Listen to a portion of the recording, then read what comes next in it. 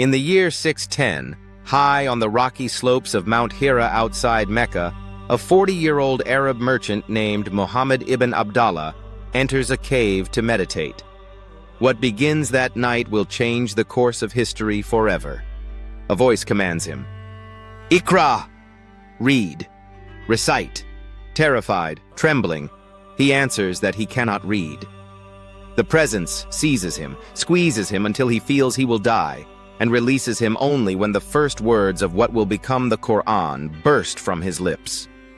This is the accepted beginning of Islam. But this moment does not explode out of a cultural or religious vacuum. It detonates inside a world already shaped for centuries by the Septuagint, by the New Testament, by the Roman imperial dream of one law for one world, and by the universalist logic of Hellenistic philosophy. By the year 610, the entire Near East and Mediterranean basin is saturated with biblical narratives translated into Greek and Syriac.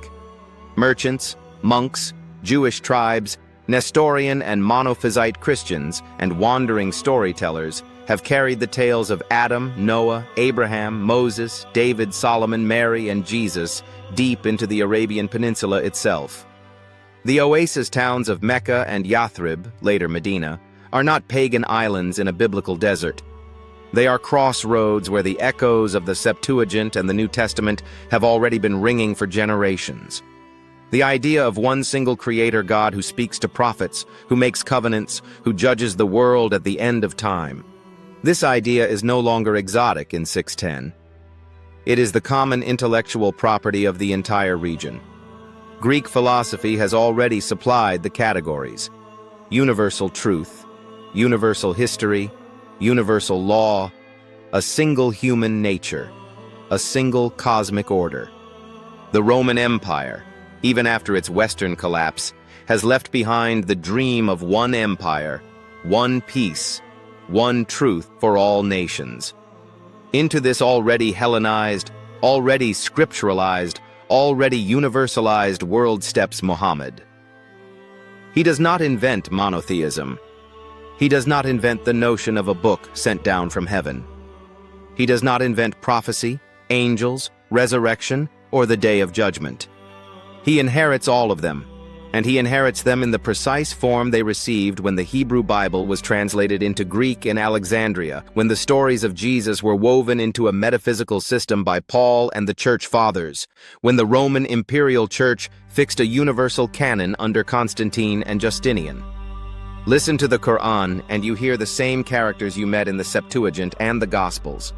Adam in paradise, Noah in the ark, Abraham smashing the idols and almost sacrificing his son, Moses confronting Pharaoh and receiving the tablets, David the sweet singer, Solomon on his wind-borne throne, Mary giving birth beneath the palm tree, Jesus speaking in the cradle and fashioning birds from clay. These are not fresh Arabian inventions.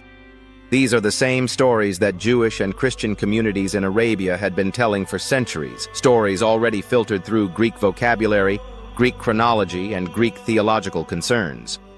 When Muhammad calls humanity back to the pure religion of Abraham, he is using an Abraham who has already passed through the Hellenistic crucible. The Abraham of the Quran is not the raw tribal patriarch of the original Hebrew text. He is the universal Abraham of the Septuagint, and of Philo, and of the Church Fathers, the friend of God, the father of many nations, the first monotheist who turned his back on idols and stars to worship the one who created heaven and earth. Islam, therefore, is not an external intruder crashing into the biblical world. It is the third great universal religious system constructed on exactly the same foundation. The first was Hellenized Judaism, born around 280 BC, when the Torah was rendered into Greek in Alexandria. A local ethnic covenant suddenly became a universal philosophy of creation, fall, law, and redemption addressed to every thinking being under the sun. The second was philosophical Christianity, forged between Paul's letters and the councils of Nicaea and Chalcedon, perfected when the Roman Empire adopted the cross and declared one Catholic faith for one Catholic world. The third is Islam, beginning in 610, when an Arab prophet takes the same biblical material, the same Greek-shaped concepts of universality, and recasts them one final time into a new synthesis. A scripture in Arabic, a law that governs every detail of life, a community that erases tribal and ethnic borders, a straight-line history from Adam to the seal of the prophets. All three systems share the identical architecture. One revealed book that claims to be the final reference point for every human being on earth. The Septuagint. The Torah in Greek, the Bible, the Old and New Testaments. The Quran, Muhammad's revelation. One chosen community that believes it alone carries the authentic covenant. Israel, the Church, the Ummah. One sacred history that begins with creation and ends with judgment, in which every nation and every individual will be weighed on the same scale. One absolute authority that demands not merely inner transformation, but total submission to a revealed system. Halakha, canon law, and creed, Sharia. Behind all three stands the same Greek philosophical engine. The conviction that humanity is one, that truth is one, that law can and must be one, that the cosmos itself is governed by a single rational principle, that human beings can know and obey. Even Islam's fierce rejections of Christianity prove the point. The Quran denies the Trinity, denies the divine sonship of Jesus, denies the crucifixion as an atoning sacrifice. But notice, it must deny them.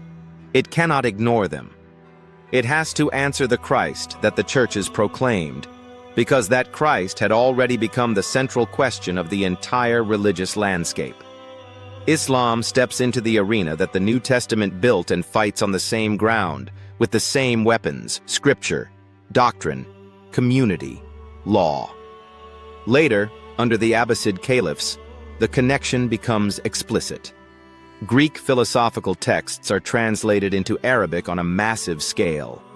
Al-Kindi, Al-Farabi, Ibn Sina, Ibn Rushd, the great Muslim thinkers, openly acknowledge Plato and Aristotle as their teachers. But the structural compatibility was there from the very first revelation in the cave. The Quran's universal claim, its totalizing law, its vision of a single community transcending race and language, all of this was already philosophically intelligible because Greek thought had prepared the categories centuries earlier. In the prophetic timeline, the book of Daniel speaks of a little horn, a mysterious power that rises from the Hellenistic world, attacks the sanctuary, casts truth to the ground, and prevails for 2,300 years. We see that little horn as Greek philosophy and its universalist offspring. It does not merely corrupt Judaism and Christianity, it also fertilizes the ground for the third great universal religion. The same Hellenistic wind that blew through Alexandria and Constantinople blows again through Mecca and Medina. The year 610 AD does not interrupt the story of the Septuagint and the New Testament, it extends it. It does not break the Greco-Roman dream of one truth for one world. It Arabicizes it, perfects it, claims to seal it. From this year forward, the Abrahamic space is locked into a permanent triangular tension. Judaism, Christianity, Islam, three voices speaking the same Hellenistic grammar, three armies marching behind the same Greek-shaped banner of absolute, universal, non-negotiable revelation. The year 610 AD is not the arrival of something alien. It is the completion of an ancient project that began when the first Greek words were written over the Hebrew letters of the Torah in Alexandria. Three universal religions, one philosophical foundation, one biblical narrative stream. One claim that the meaning of every human life, of every nation, of all history, has been revealed once and for all in a book, and that submission to that book is the only path to salvation. That is what comes into the world in the cave on Mount Hira in AD 610. The third universal religion has arrived, and the world will never be the same again. But the story does not end here. In 1054, the Great Schism will shatter Christendom. That is what we will explore in the next episode.